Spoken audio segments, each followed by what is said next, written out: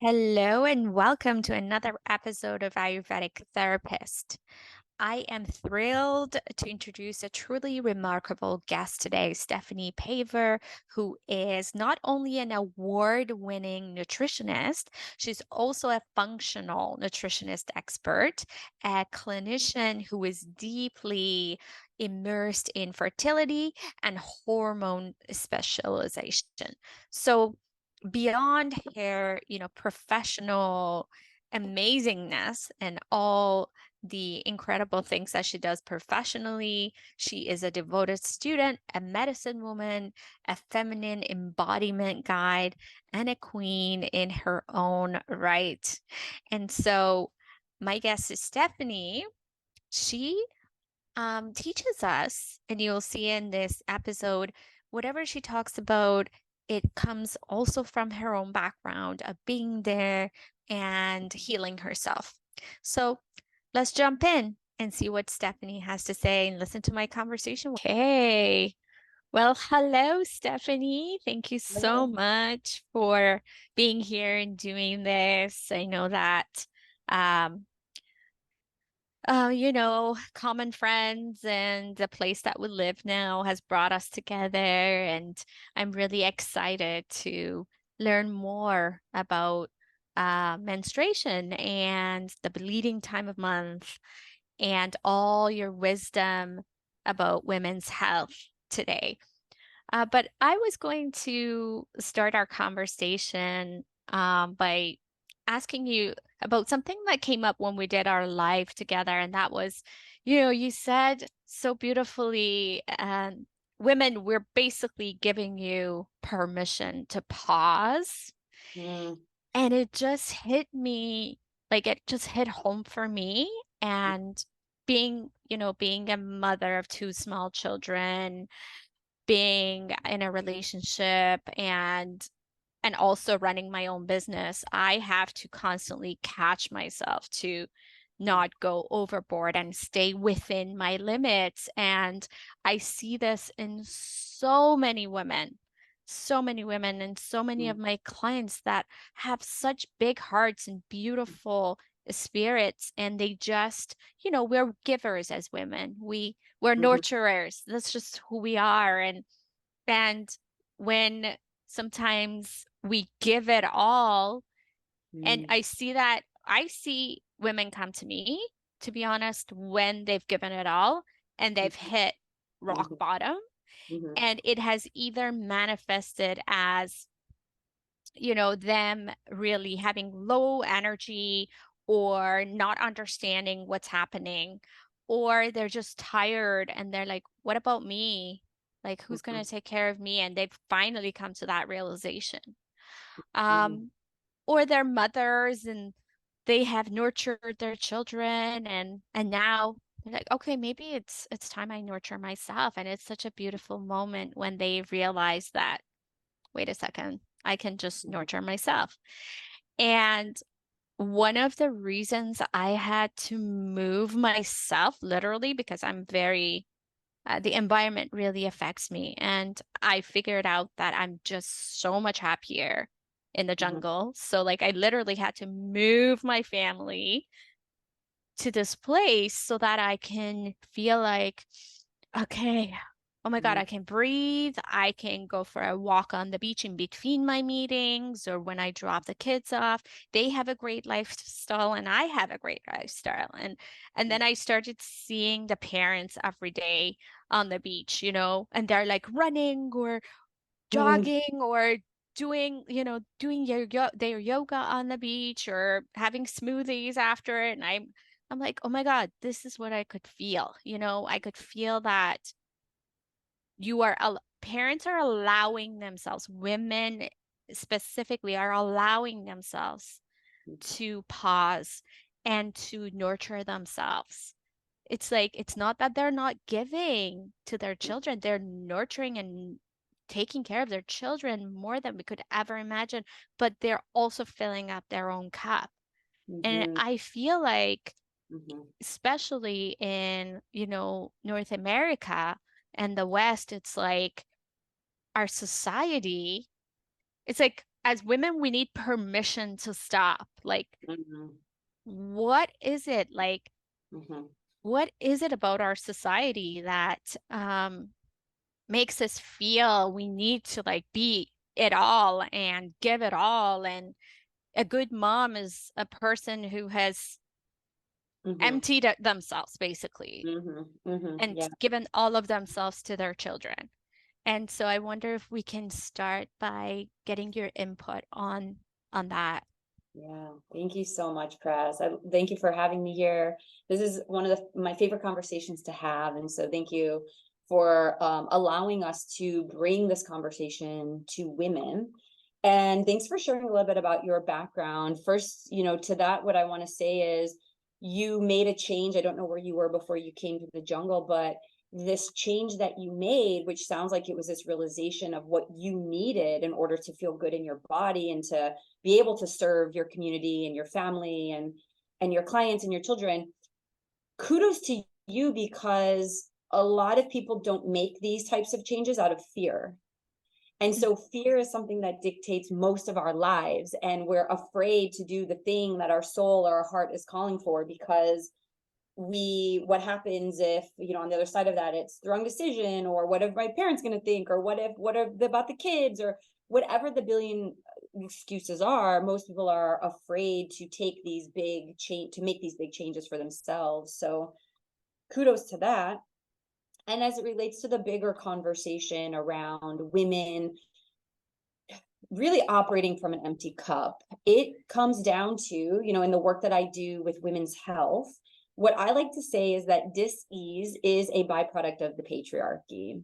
And the more I've been in this world, the more of this work I'm doing, and I see, specific medical conditions or women with period problems, no periods, it's just so obvious to me that we have this collective mentality that we have to just drive and go and produce and accomplish and perform. And I say, to what end? Like, it's a very masculinized driven patriarchal society. That's what that is. And in that vein, what happens is that we have lost what it means to pause. We have lost what it means to rest and relax, because if we're not being productive, we either feel like we're getting behind, we feel like we have shame and guilt around that, we feel like we're doing something wrong. And I think a large part of this has to do with just societal conditioning, familial conditioning. I know, I have 8 friends that are of the Asian descent, and I know in certain cultures that even kind of patriarchal masculine, you have to accomplish and do and have this certain status, it's even kind of stronger in like certain cultures. So I think that we are just so wrapped up in this conditioning, this programming that's so deep and embedded in us that we don't even stop to think about it or see it for what it is, or to say, you know what, I choose to do things differently. And so that's what this conversation, I believe, today is about, is that we are here to say, you are able to write your own rules. You are able to do things differently. You are able to take a pause and play and rest and do the things that do bring you joy and fill you up. And on that note, something that my coach has told me, and something that I choose to live by is, we all know the saying, you can't pour from an empty cup. And what tends to happen as women is we give, we empty our cup, and then maybe we do something that kind of fills it a little bit. Maybe we meet up with a girlfriend, or we have a weekend and we fill our cup. But then we end up going through this kind of almost roller coaster, if you will, of like emptying the cup, being drained, operating on empty, and then we kind of fill it a little bit. And what happens if we can take that metaphor and turn it around and say, what would it be like if I poured from an overflowing cup every single day of my life? What would it look like if I poured into myself so that I can serve my community with vibrancy and radiance and energy and show up being my full self? And in order for us to do that, we have to put ourselves first. And women are so afraid to do that because it feels selfish, and then some of the deeper stuff, because underneath a lot of the doing and achieving and showing up for people, there's again fear of not being fully accepted, fear of not being loved, fear of not being good enough. And so there's these kind of deeper layers that are, I think, kind of perpetuating this need to go, do, drive, and never take a rest. So we are here today to tell women that you're able to do it differently. You know, we want you, we need you in your fullest, most radiant self. And so we are allowed to wake up and go to the beach and, you know, have a morning in whatever way that works for you. For those of you who, you know, have children and have a bazillion different types of obligations like you do. But how beautiful would it be if we can figure out ways to build it into our day, our own self-care, because no one else is going to do it for us. Your health, your wellness, your vitality, it's your biggest asset, and you're the one who's responsible for it. No one else is going to give you, they're not going to give it to you. And so that's where, you know, you and I do the work that we do to help women to really start to do things differently so that they can feel happy and whole and good, you know? Oh my gosh, I love so many of the things that you said, but so that we can really become clear and not forget, I want to repeat what you just said, which is no one is coming. Like, hey, no one is coming. It's just you. You are your own responsibility. What happens if you empty your cup so much that you get sick, Yeah, or you have no energy? Who's coming to give you that energy? yeah, That is your own responsibility yeah, also, right? So just starting today, if today is the day where you're like, you know what? I'm going to take a breath and I'm going to figure out what I need. I always ask myself if I like anytime if I'm not feeling joy or happiness or aligned and lower feelings are coming up, I say, okay, let's pause and see what is the need behind this. What do I need right now? What do I need right now? And and I just, yeah, go ahead. well, I think a really big part of that is that most women don't know. Most Yes. women don't actually know, and I think it's not until they get to a place of dis-ease, medical conditions, they're flat on their back, they're you know, they're completely not able to operate in the world as they used to, and they're like something's wrong or whatever the case is that brings them to you and I. It's usually not until then that women start to say like, okay, this isn't working, I have to do something differently, or I'm unwell and I need to get well. But before, instead of getting to that point, what we're asking women and what we're offering women is an opportunity. What we're inviting women to do is take an opportunity to build the pauses into their daily life. And what that means is actually taking time to spend time with yourself. Because at the crux of all of it, at the end of the day, what it all boils down to is we actually don't spend time getting to know ourselves, getting to be in our own energy, know how to replete our own energy and come into coherence with all of our chakra systems. We don't know what we need. And then this is why we often then to deal with other things such as like maybe mindless eating, and then some of the things that, you know, you and I are, you know, probably working with, that people are doing the doom scrolling, right? Is all of these built-in distractors in our lives. And that's because what are we distracting from? We're distracting from feeling a feeling we don't want to feel. We're distracting from spending time with ourselves. We're distracting from just like being and like doing nothing. And so like that's a whole kind of another subset of this conversation. But really what it takes and what it requires is our commitment to ourselves, to be alone, to spend Mhm. time in our own energy, to maybe journal, to take a bath, to spend time like just doing things you enjoy. And so many women don't know what those things are. So what do you do for fun? What fills your cup, you know? And if you don't know, it's okay. Start to ask yourself that question. Or when you start to feel your energy, like you said, a little bit like out of sorts, start to kind of take a pause and be like, okay, I'm feeling ungrounded, uncentered, like I need something, I'm not sure what it is, but let me just take a moment. And so we can come in and just start asking the questions.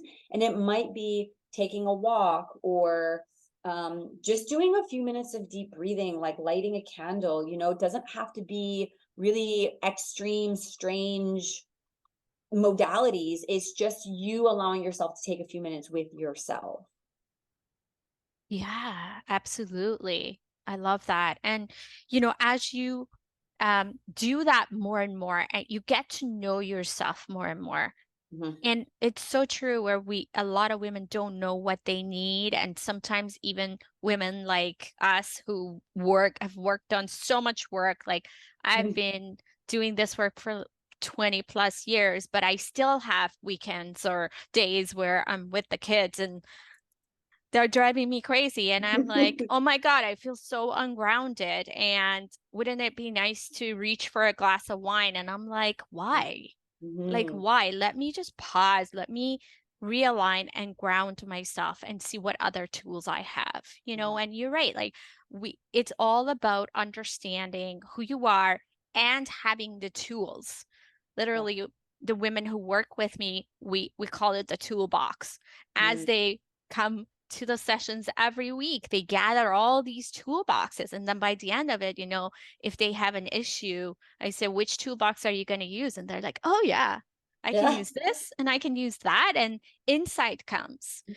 And Yeah. so lighting a candle, having a cup of tea, like I know that for me, like the herbal teas that are really strong and beautiful, like Tulsi, Brahmi tea, all of these Ayurvedic teas have really helped me, my mind calm down, helped ground me, or just Mhm. going for a little walk around the block. Like it doesn't have to Mhm. be a big thing, but Mhm. just Yeah. know what your body needs, know what your not mind needs to come back to alignment and find that sense of groundedness. So that pause for yourself. You're not, you're not, but sometimes I feel like women think they're machines and they always have to go and they always have to have energy. If Yeah. their energy crashes, then Mhm. there's something wrong. Yeah. But Yeah. we are human beings. We are nature, right? Nature doesn't have the Yeah. same amount of energy all the time. It goes up, it goes down. The sun comes up, goes down. And so does everything, all the different systems within our body. And so understanding and recognizing who you truly are, and the constitutional work in Ayurveda, that's what we do, like figuring out what your doshas are, figuring out what your gunas of the mind are, and Mhm. meeting yourself where you are so that you can get more of that wise information within yourself. It's not like Stephanie and I are here to support you, because we all need support. Human beings were born to have teachers and gurus and leaders and supporters and friends. We're not here to do things on our own, but the wisdom and the Mhm. light is within you, and you're gonna start seeing it if you take this pause. Because Yeah. didn't Albert Einstein say something like, I think and think and think and nothing comes to me, and I stop Mm. and breathe and everything comes to me. And Yeah. so it's like that. It's so beautiful. Yeah, it's in the non-doing. It's in the non-doing. And that's what really the work that I think you and I do is all about. It's in allowing women the permission to be in the non-doing, which is the feminine. And so I'm sure you talk a lot about energies, but this is, really the difference in the masculine and the feminine, which again, the masculine is the drive, the penetration, the go, it's the pursuit. The Mhm. feminine is the non-doing, it's the receiving, it's letting things come. And the women that I work with, I don't know about you, but they're this very type A. And again, it's this, there's a very, we all have these two energies within us, but many of the women that I serve, they have more of a masculine energy, right? And so the non-doing is very difficult.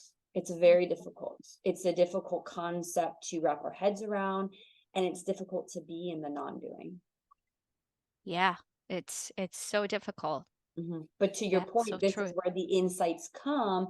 And as Mm. women, now, I mean, as humans, we're all intuitive, but as women, we actually have an even more special power, if you will, in terms of our intuition. And Right.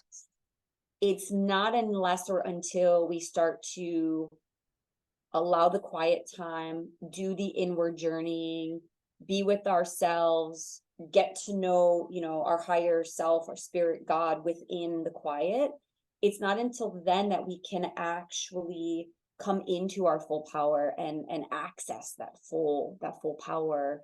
And a lot of that comes through the reclaiming of the feminine.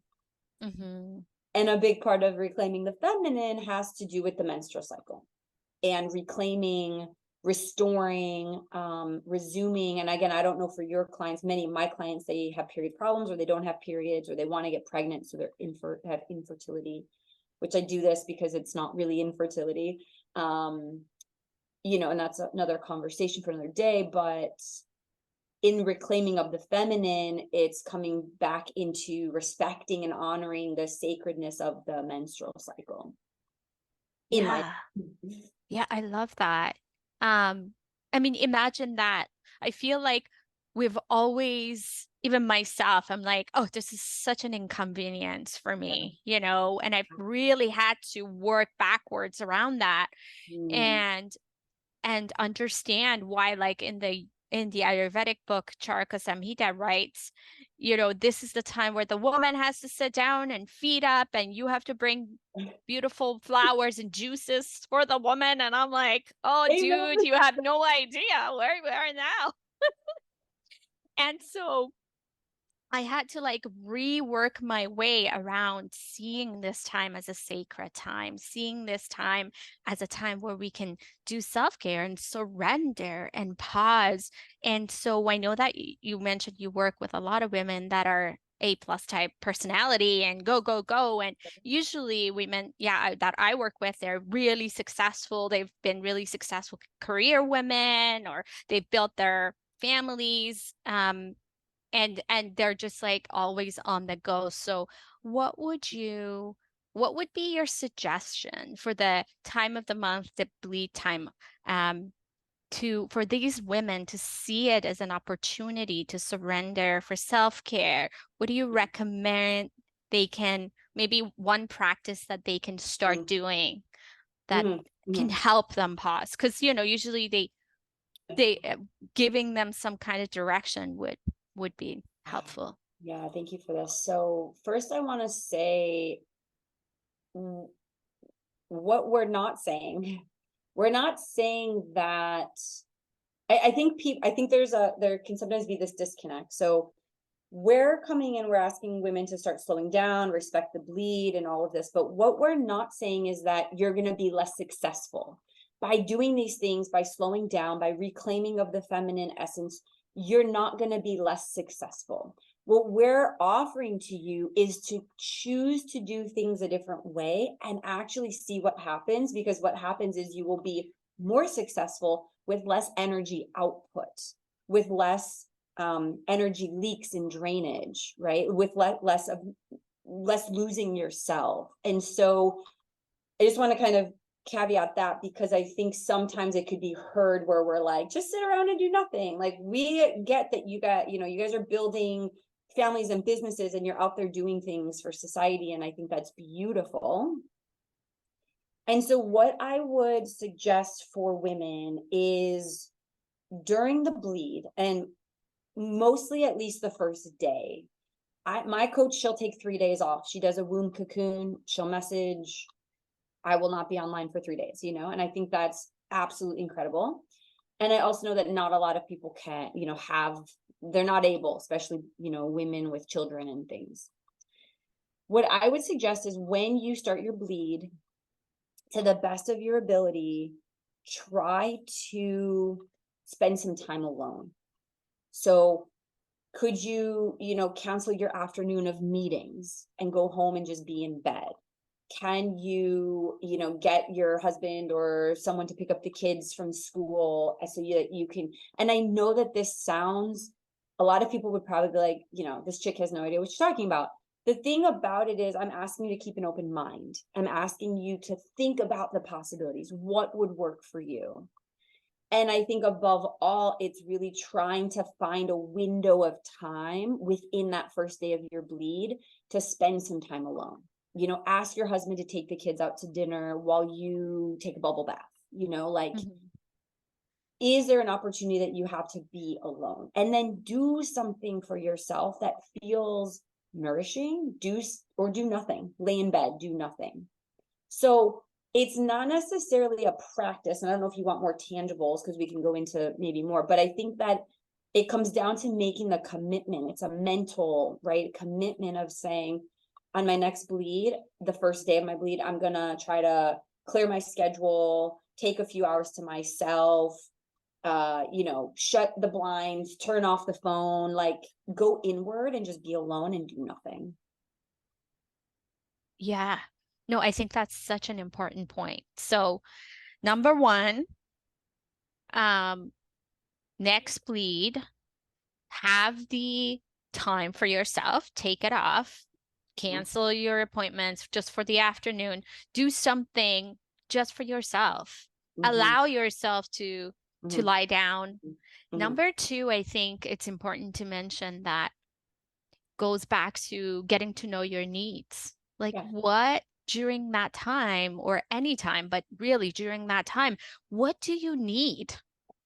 Because a lot of women come to me with a lot of concerns around their hormones or as they age and they get Yeah. older, their bleeding becomes too heavy or it Yeah. disappears. And so all of that goes, as you were explaining, to go back to your point, it goes to how much you're doing, how much you're taking care of yourself. Mm-hmm. Imagine like if you're filling up your cup, it can fill up until it overflows. Your cup is full and everybody else benefits from that. Because guess Yes. what? Like your kids don't want to see the the bottom lack energy of you. They want to see whole of you, all Yes. of you, your wholeness. They want to see your light. And in Yes. fact, what I have found out is that your entire family mirrors you and your Yes. emotions and how you Mm-hmm. feel, Mm-hmm. who you are. They Mm-hmm. mirror who you are. Children are so intelligent. And even like some men, like if it's a good man that is in tune with you, they mirror you. Yeah. And so, how are you showing up for your family if you're always tired and you lack energy and you just want them, look at how much I'm giving you, so just be grateful. But that's not, that's great. But what they feel is how you feel. Yeah. And It's so, 1,000. It's so beautiful and it's so important. And so, as women, it's not our duty to do for everyone. It's our duty to be the example, to be the energetic example for our family. It's not about the doing, because I think that's the other piece here is that women, we feel like we have to do all of these things. We have to give everything to our kids and do everything for our kids. And everybody who asks for something, we have to do it and show up. But it's not about the doing. It's about what people feel when they're in your presence. You're giving through just your energetic presence. And if you are depleted, that energetic presence is going to feel very different than if you have taken care of yourself and you're in your full radiance. yeah, no, thank you for mentioning that. And it's like that reminds me of the concept of codependency because I work with that a lot and it's a part of the course that I teach. But because in a way, as long as we can remember as little girls, we've been told, Mm. be nice, take care of Yeah. your sister, take care of your brother. Nobody has taught us to or said, okay, did you take care of yourself today? Like, did what did you do for yourself today? So that kind of manifests later on in life as us not even seeing ourselves. We're like invisible and we're just taking care of everybody else. And then it gets to a point where we get really resentful. Yeah. If you give all of yourself and they feel your energy, so they're lacking energy because you're Mhm. lacking energy. They Yeah. can't be fully alive and full of light themselves because you're not fully alive and light yourself.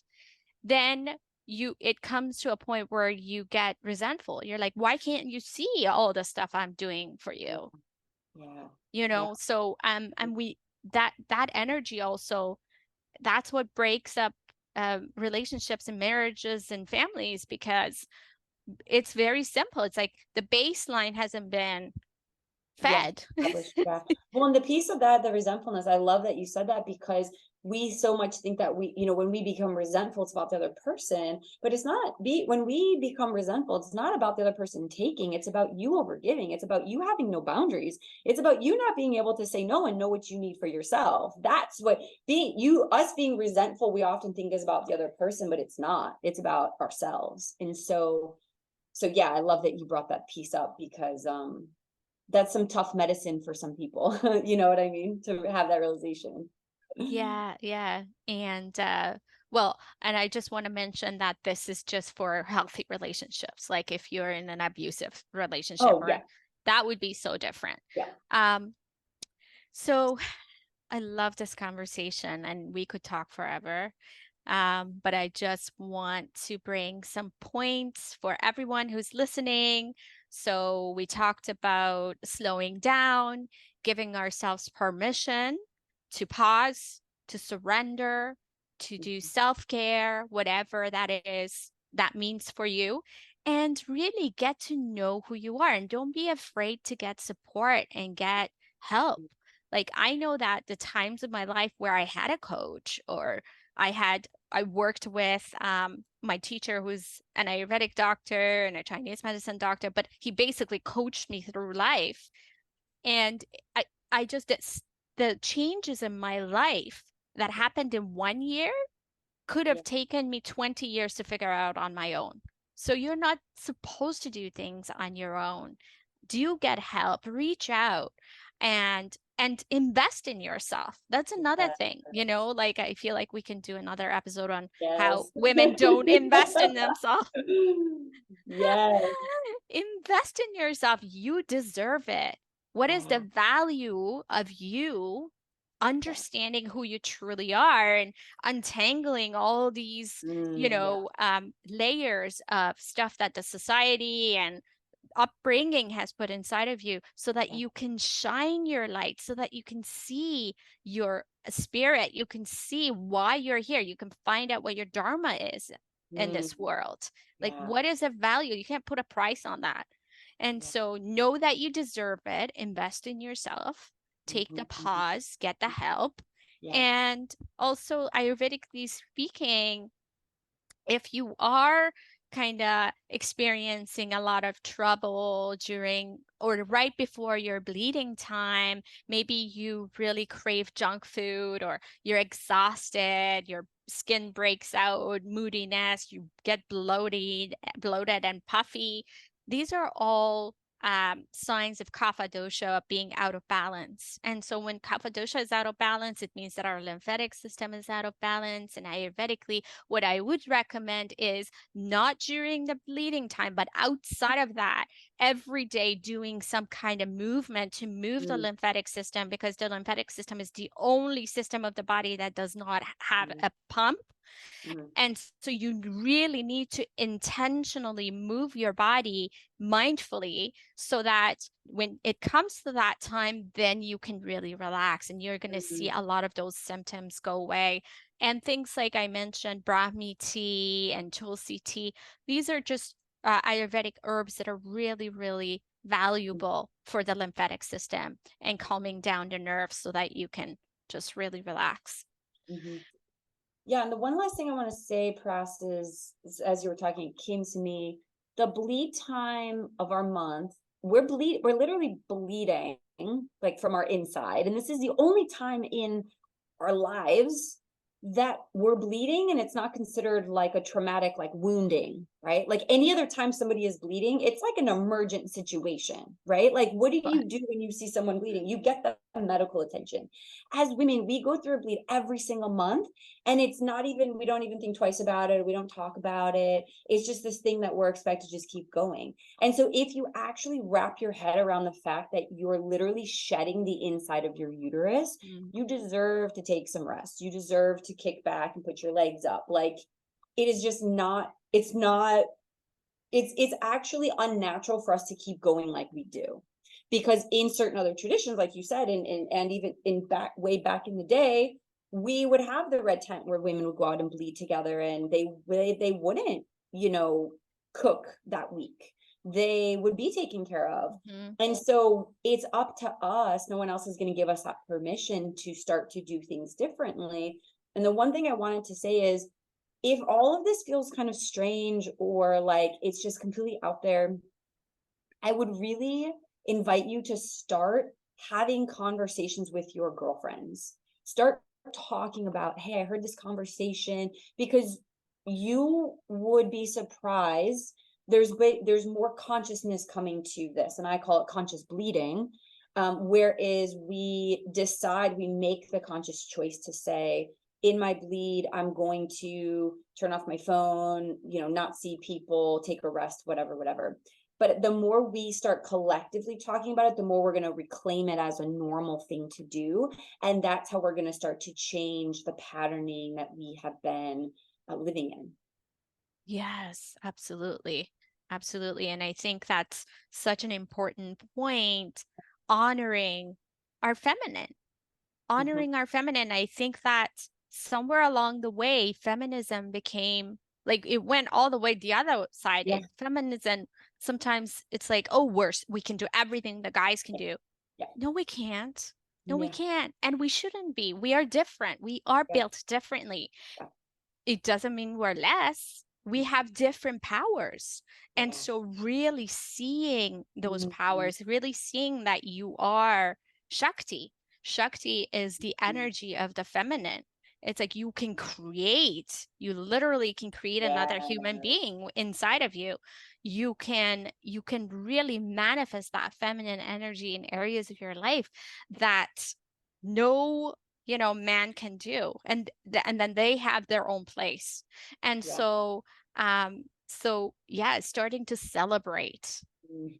a real feminine energy or Shakti, not what we think we should have been, or any more we do then we're more powerful. It's not like that. The power of a feminine is actually in the yin. The yang is go go go and do, and the yin is it's stronger than the yang in a way, but it's a different form of energy.